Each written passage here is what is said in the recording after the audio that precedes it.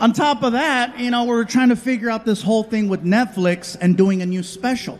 And during the pandemic, 2020 especially, it was not even a possibility of assembling a few people, much less a stadium.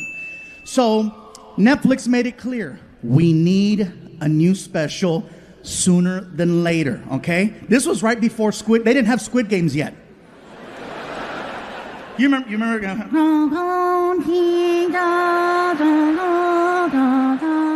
Red light. Yeah. Some of you are like, that's racist. No, that's accurate. That's really good. So anyway, Netflix said as soon as there's an opportunity to record a new special, we need a special. So with time going by, there became two options for recording a special in late 2020. One was Florida, and the other was Texas. Some people from Texas cheering? Yeah? Okay. You could cheer all you want. That's where I got COVID. Yeah, chingate esa. So here's the story. So I had done shows before, in Texas, and I had never done a show in San Antonio. So the original plan was we wanted to record a special in San Antonio for the new Netflix show, for the series. So we couldn't really travel too much. And remember, they kept telling us, stay in your bubble, stay in your COVID bubble. Don't forget to stay in your bubble. So in order to be as proactive and just careful, we all went out there together as a team, okay? And then we all basically said, we're going to do a residency in San Antonio for 30 days. 30 shows in 30 days. And on the last day, we'll record a new special. This way it gives me a chance to start performing again because it'd been over a year since I touched the stage. And so we get there and they gave me the option. Do you want to stay in a house or do you want to stay in a hotel? And I said, well, I've never lived in Texas before, so let's see what a house feels like. So they got us like this fancy Airbnb, and basically, it was Martin, Alfred, my friend Rick, myself. It was like four of us. It was like the Mexican version of the real world, okay? So we're all in this big house together. Everyone gets their own room. And so, of course, I get the big room because it's me. And, look at some guy. No. Yes. So I open up the door. I turn on the light. Click. And I'm like, this is a beautiful room. Wow, look how big it is. And then I notice there's a hole in the wall. And I said, that's weird. So I get really close to the wall. And when I got close, I realized it's not a hole. It's a big-ass roach. And let me tell you, I am not exaggerating when I tell you that cuca was this big. That roach was this big. Now, I have used this unit of measure before to exaggerate. And let me tell you, I'm not exaggerating when I tell you that freaking cucaracha was this big. And I don't want you guys thinking, what, you think you're too good for roaches? No! I grew up with roaches my whole life. My mom and I, we lived in apartment buildings, projects. We always had roaches. But they were different. First of all, they were this big. And California roaches are very different. Okay? For example, when you turn on the light, they scatter. In Texas, he chilled. In California, they respond to sound and movement. Ah! Scatter. I tried my California technique on this Tejano roach. I said, ah! And the roach was like, what? Oh my God, I don't think he's in my room. I think I'm in his. And at that moment, my tour manager walks in the room and she's like, is everything okay with the accommodations? I said, no, the room is beautiful, but look at the wall. Aw, there's a hole in the wall. I said, get closer. She gets up to the wall and she's like, oh, it's a big ass roach. I said, you're okay with that? She said, he's not in my room. She can see that I'm visibly bothered by this roach. So she's like, would you like me to take care of your little friend for you? And it is a little emasculating because I'm a big guy and she's like 5'2". So she's like, move, fool. She takes off her shoes, she grabs it, she gets up on a chair, And she brings it back, and she's like, soy la 69. Bam! Nailed that roach. Threw down her shoe, put it on. I look at the wall, and it kept moving. And I said, you have angered our friend. And she was like defensive. Fool, round two. So she grabs her shoe, gets back up on the stool, and she brings it back. And just as she's about to nail this roach for the second time, that shit started flying. It was a Harry Potter roach. Oh, man, mira. She's ñañeras, man. So anyway, we were there for 27 days. And for some reason, on the 27th day, out of a team of 30 people that were there to film a special, I was the only one that tested positive for COVID-19. No one else got it.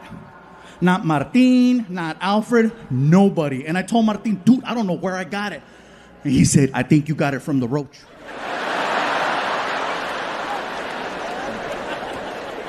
Anyway, on top of dealing with COVID, and by the way, a sincere apology to the city of San Antonio because I was supposed to tape a special with you guys, and clearly for obvious reasons we couldn't do it. But I hope you understand why I had to do this tonight.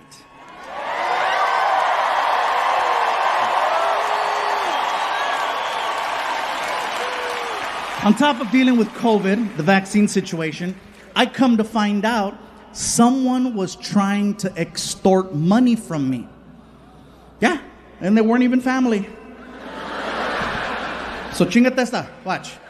I get a phone call from my manager telling me that someone reached out claiming to have video footage of me being inappropriate with models. Yeah, see? Look at it. You guys are like me. Yeah, I'm like, I need to see it too. Now, no disrespect to any woman who has ever given me the opportunity.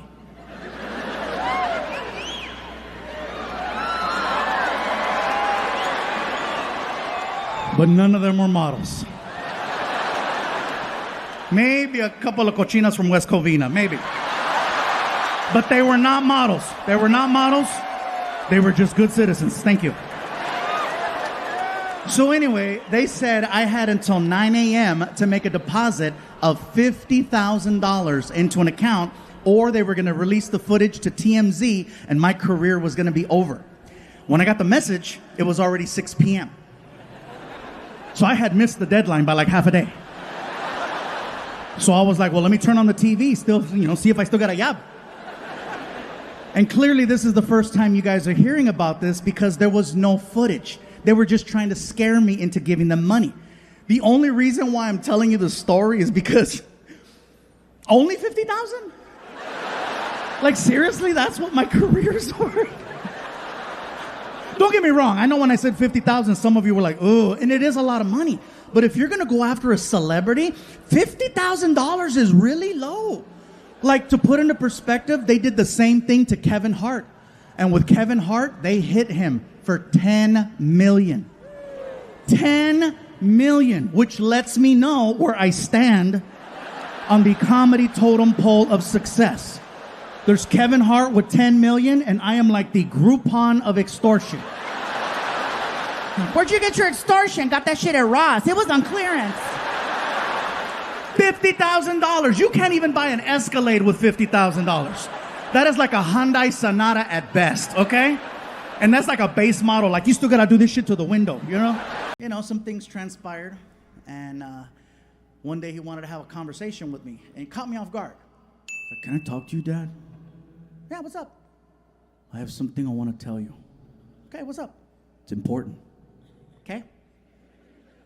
It's serious.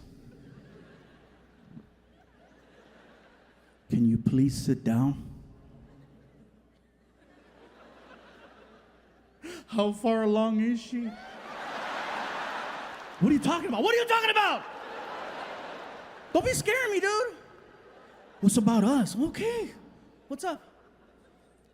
He tells me, can you please stop making fun of me? And when he said it, I felt it because I knew how hard it was for him to bring that up.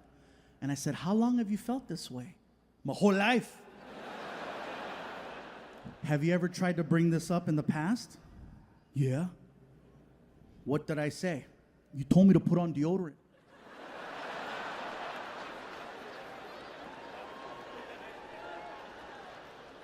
It worked. Look, Frankie, I didn't know how to be a dad, okay? It was one of those things where I just knew there were certain things I didn't want to do. I knew that I never wanted to yell at you, and I knew for a fact that I never wanted to hit you. So I did the best thing I could do with what I knew how to do. I made fun of you. That's called shaming. This year, look, if you don't want me to do any more stories or jokes or just make fun, I understand. It's one of those things where I didn't want to make him feel bad, and I don't want to feel bad making him. You know what I mean? So I said, look, I'm gonna let the audience know that we spoke, and so that they understand why moving forward in the future there will be no more stories about Frankie. Why is that important? Because if I don't explain why I stopped talking about you, they're gonna think you died. I don't want them to think you died either. So, gave him a big hug, reminded him how much I love him, because I love him very much, and I hope he knows that.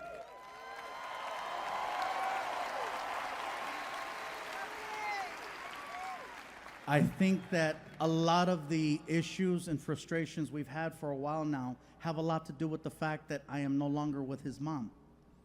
I don't want you guys to think that all of a sudden I'm going to start doing jokes about her. I'm not. I have absolutely nothing bad to say about the woman I was with for almost 14 years. Okay? Nothing bad, nothing negative, nothing derogatory, nothing short of awesome. Nothing short of good vibes, okay? I have nothing bad to say about her. And not just because I signed a piece of paper that said I wouldn't say anything bad, but because at the end of the day, that is still my son's mom, and I need to make sure she continues to support me being his dad. So you got to keep it cool.